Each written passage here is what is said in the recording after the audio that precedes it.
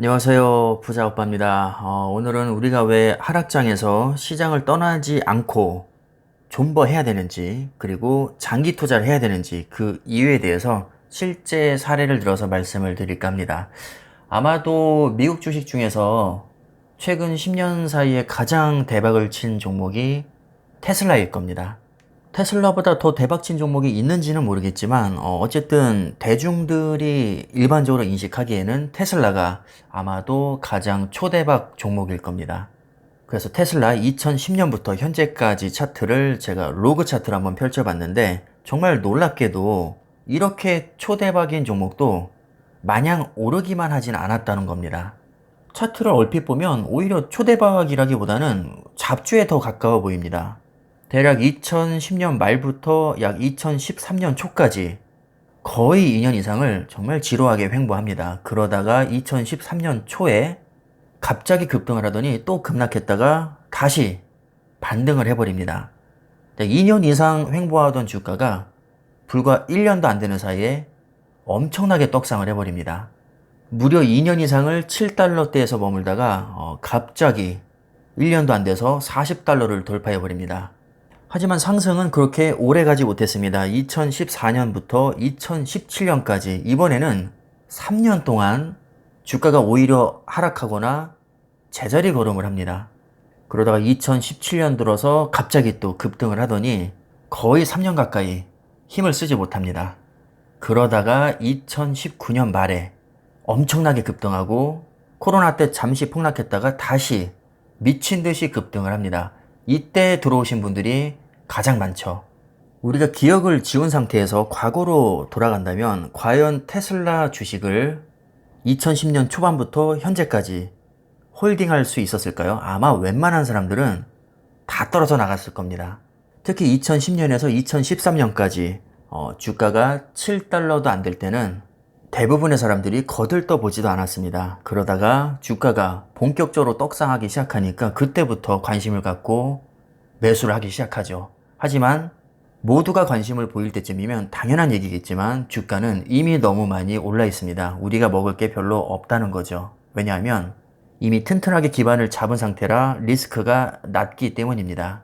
테슬라가 가장 많이 듣는 얘기 중에 하나가 너무 비싸다, 너무 고평가됐다는 말이거든요. 자, 근데 그런 얘기는 최근에 나온 게 아니라 옛날부터 많았습니다.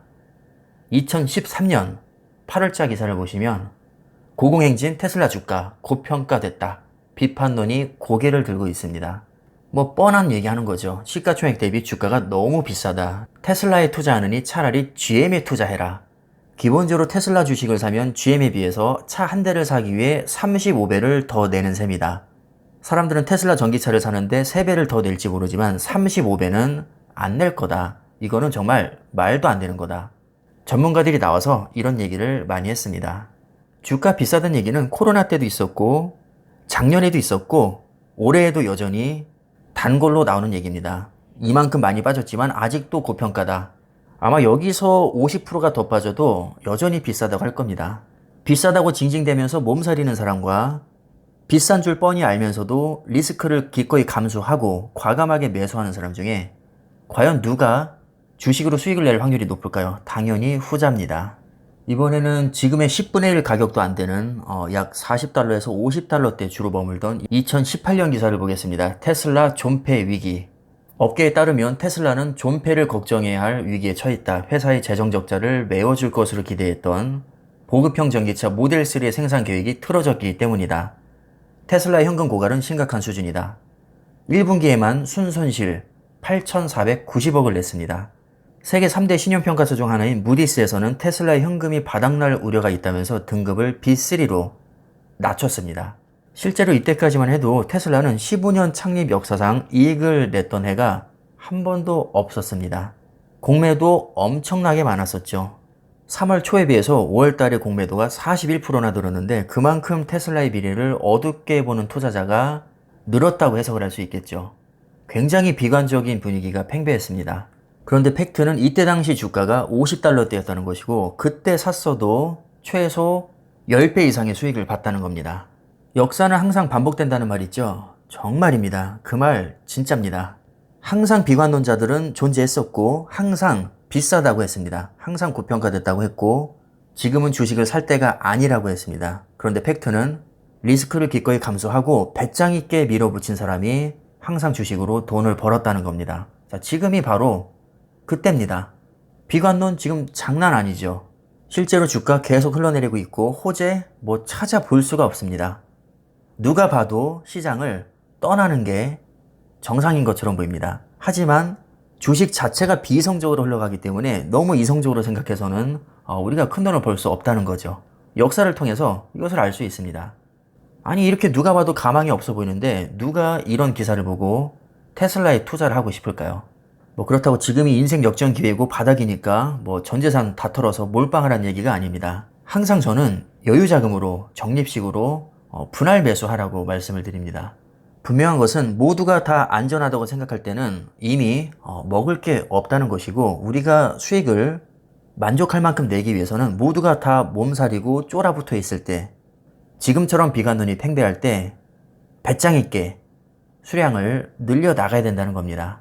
정말 희한한 게 주식은 너무 이성적이고 분석적인 사람보다 비관론을 무시하고 배짱 있게 밀어붙이는 사람이 좋은 결과를 가져올 때가 많습니다. 인정하긴 싫지만 이것이 역사적인 팩트입니다.